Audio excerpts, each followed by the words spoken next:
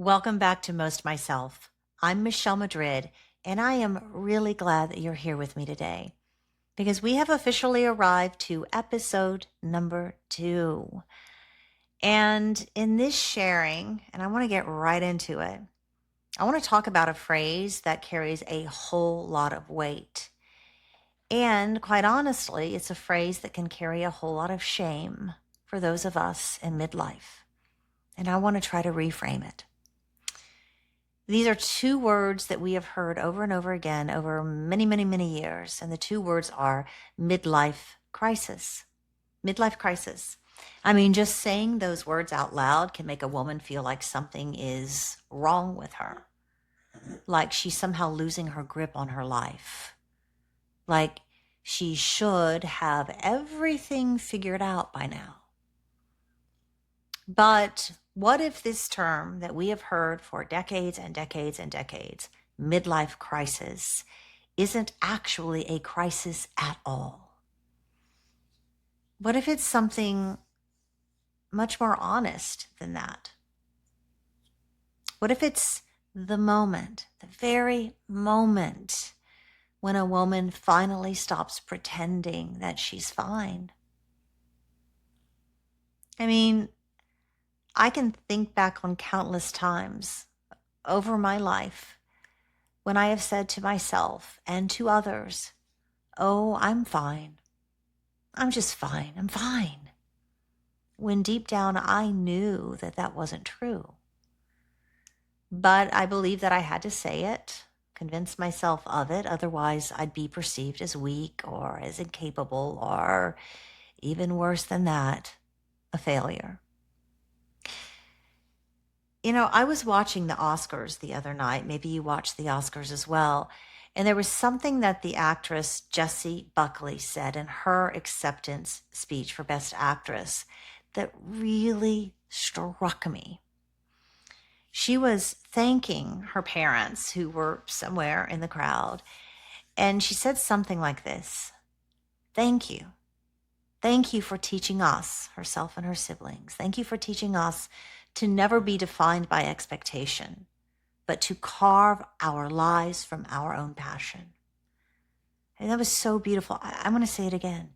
She said, thank you for teaching us to never be defined by expectation, but to carve our lives from our own passion. And I remember sitting there thinking, wow,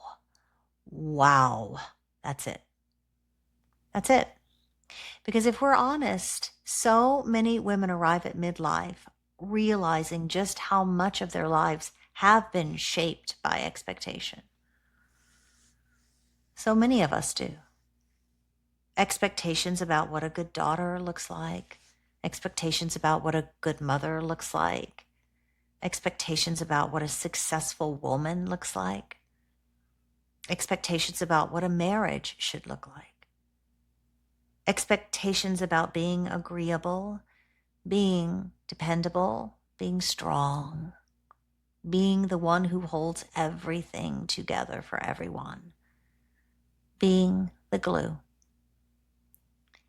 And we become so damn good at meeting those expectations that we often bulldoze past our own feelings. And we tell ourselves, we're fine, we're fine.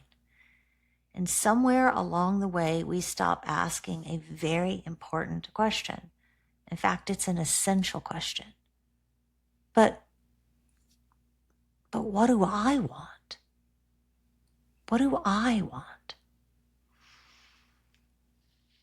And I found that midlife is often the moment when that question finally becomes impossible to ignore. We can't ignore it anymore. For many women, midlife doesn't arrive like a dramatic breakdown. It doesn't. For most of us, it arrives quietly, so quietly. The kids grow up, the house gets quieter, and the rhythms that once shaped your days, they begin to change. and your parents begin to age, and your body starts shifting and changing. The career that once felt meaningful perhaps starts to feel different. And suddenly you find yourself looking around your life and thinking, wait, who am I now? What does this next chapter look like for me? And why do I feel this heaviness that I can't quite explain? Why? And the world calls that moment a midlife crisis. But I think we've been naming it wrong all along. I remember a moment in my own life not that long ago when I woke up with this strange pressure in my chest. I remember it well. Nothing dramatic had happened. I mean, my life looked good, but something felt different, and I couldn't ignore it. The house was quieter. My children were becoming more independent. Active mothering didn't feel as active anymore.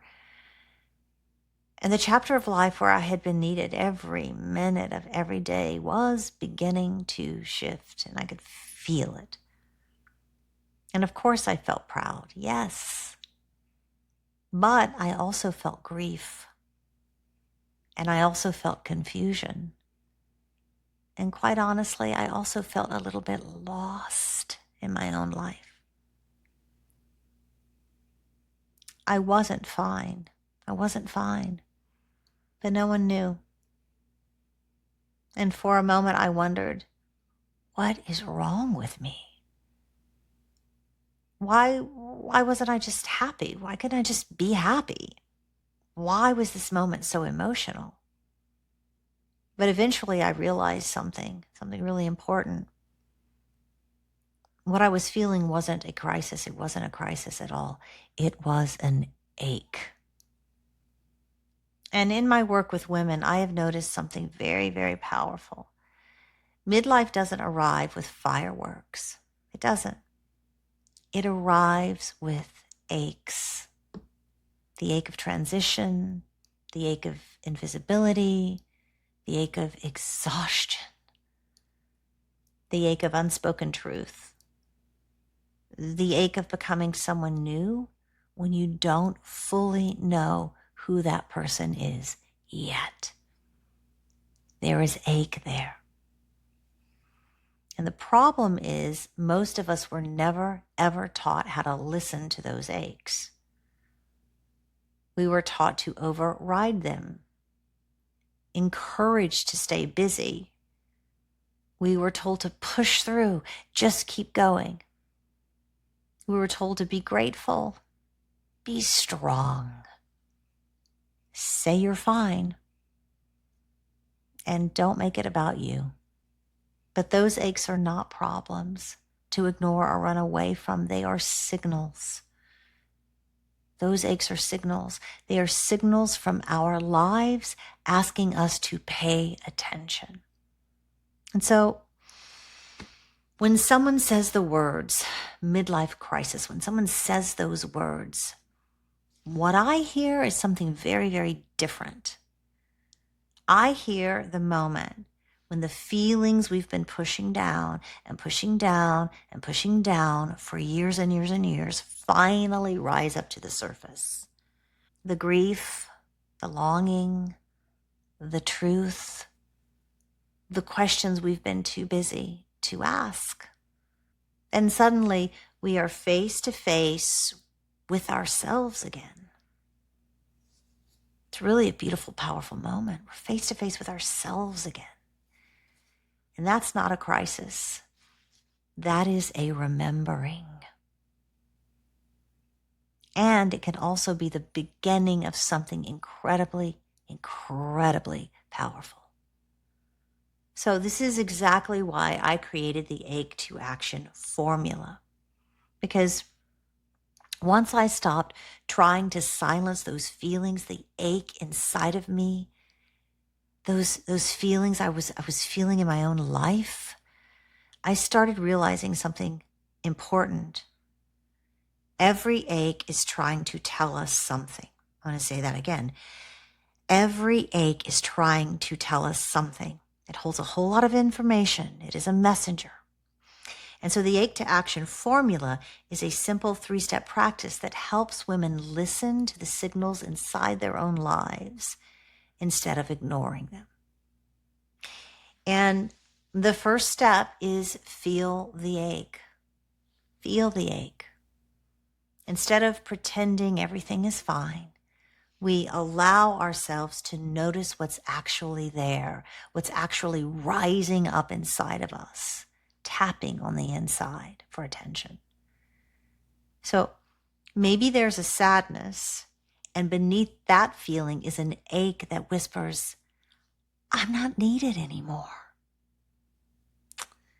Maybe there is a frustration, and beneath that feeling is an ache that says, I don't have a voice in my own life. Maybe there's a grief, and beneath that feeling is an ache that says, maybe it's too late to follow that dream. We feel the ache. We bring awareness to where it lives in our body. Maybe it's the chest, the throat, the belly, the back. And we notice what we notice. Because acknowledgement is the beginning of release. And the psychological purpose, naming and noticing sensation, lowers emotional suppression and reduces nervous system strain. That's step 1. The second step is name the need. We name the need. We gently ask, what do you need? What do you need? Because underneath every ache is a need that hasn't been honored. Every ache holds a message. And maybe the need is rest. Maybe the need is connection. Maybe it's permission, creativity, truth. Maybe it's boundaries. There's no wrong answer. The point is to listen to what that ache needs. And the psychological purpose, identifying unmet needs restores clarity and emotional direction. Because your ache isn't here to punish you. It's here to guide you back to yourself. And then the third and final step is to take the action. We take the action. It's not about blowing up your life. It's not about making dramatic decisions in a moment. It's about just one small step toward honoring that need. Because small action restores agency and momentum. You see?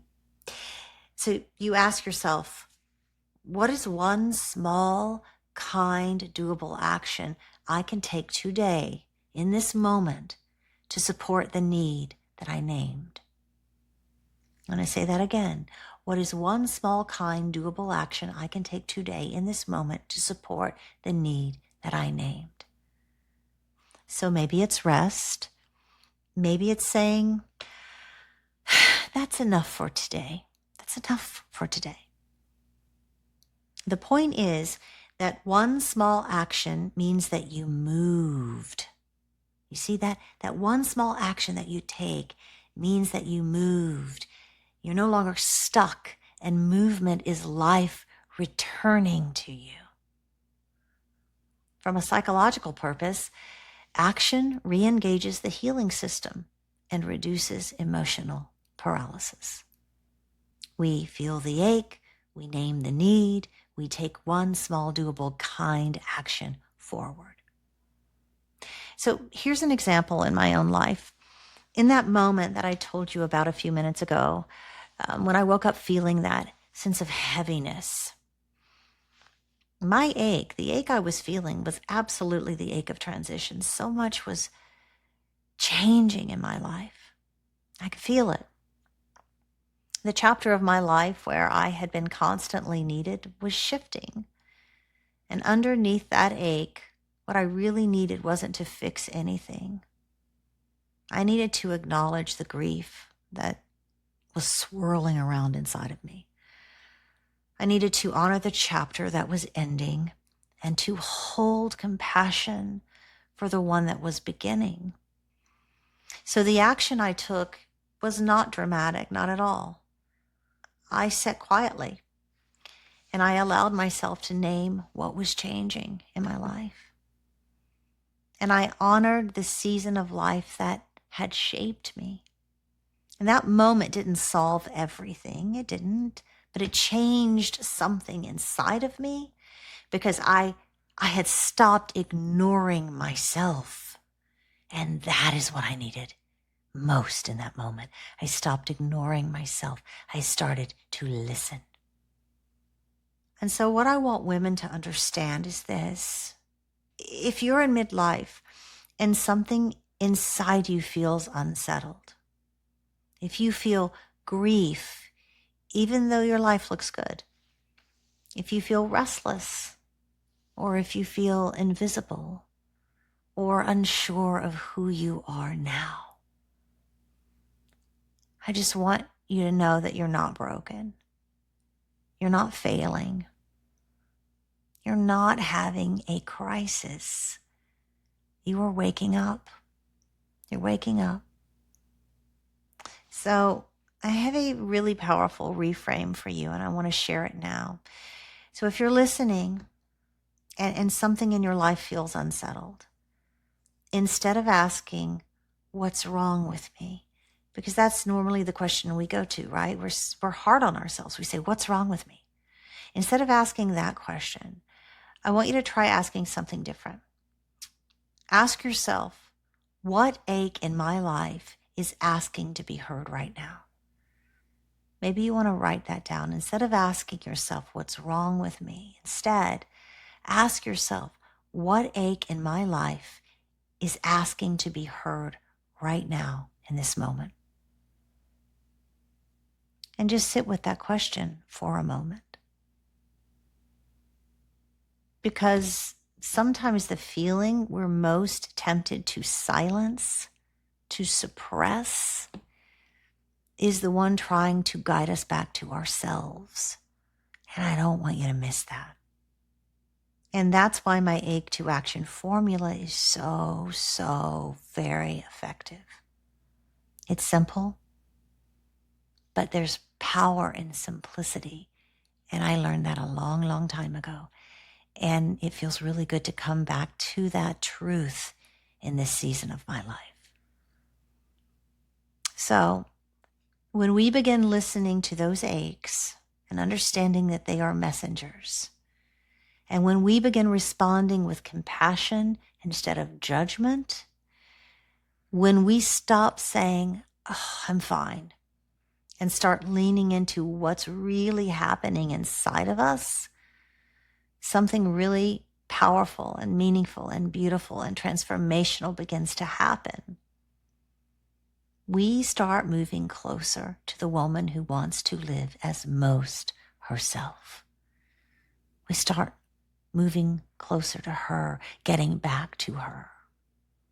And maybe, just maybe, what society has been calling a midlife crisis all these years, for as long as we can remember, is something else entirely. I believe it is. Maybe it's actually the moment expectation loosens its grip on our lives and your truth begins to speak. So don't run from that moment. Lean in and listen. I'm right here leaning in, and I'm right here listening right alongside you. And I thank you for being here with me.